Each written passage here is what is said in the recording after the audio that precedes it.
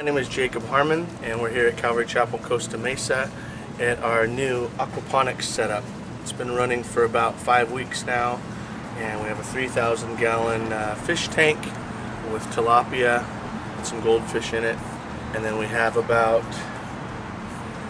I think 800 or 900 square feet of grow bed space, where we're growing tomatoes and cucumbers and squash, peppers, lima beans, pole beans. We're here in Southern California, and it's the end of June, and so we're growing all those type of things for that season.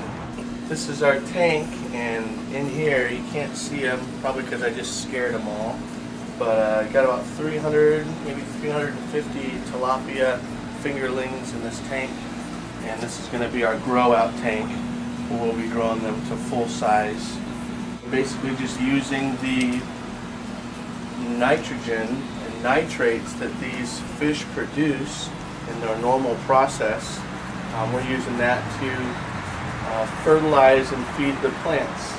Water from the fish tank is pumped up into these top grow beds here, and in these beds here we're basically applying a nutrient film technique. Basically just running the water down there, and so then the roots of the plants are suspended in that in the tops, and then the water falls down in the back. There's a small pipe, and then it floods these beds, and all 4 of these bottom beds are working on a flood and drain technique. I have bell siphons installed in every corner of these tanks, and basically they load up for about an hour, maybe an hour and 20 minutes, and then they flush out in about maybe 4 minutes, 5 minutes or so. So all throughout the day, the roots are getting dipped in nutrients basically, because the beds are flooding up and the roots are dangling there in this substrate called hydroton. It's these clay pebbles.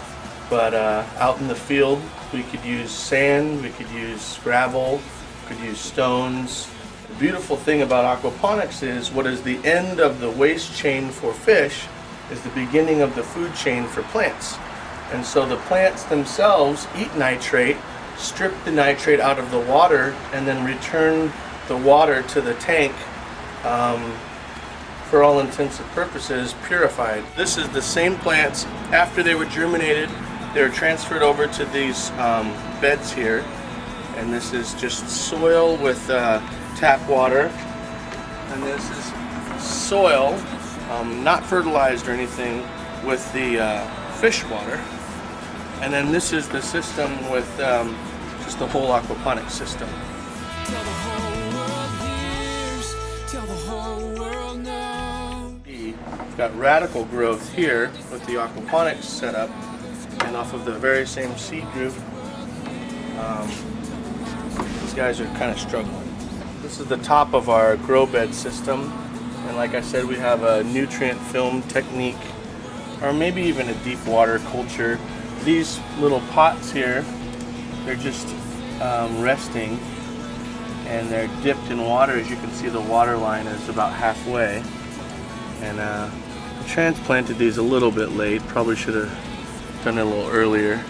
This is just after maybe 3-4 days of root growth. The roots are already starting to figure it out and reach out of the little pots and make their way into the water. These things here are just sitting in this water, like these roots here, and they're just dangling in this water here, and that's how they're getting their resources.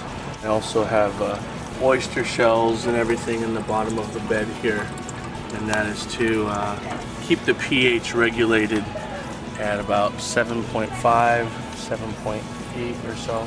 The thought behind us doing this as a church and as a ministry is to equip our missionaries and our caretakers that we have placed all over the earth at different orphanages, just equip them with the ability to know how to do this system in hopes of just adding a whole bunch of protein and leafy greens and succulents into the diet of our orphans that are all over the earth in places like India and El Salvador and Africa.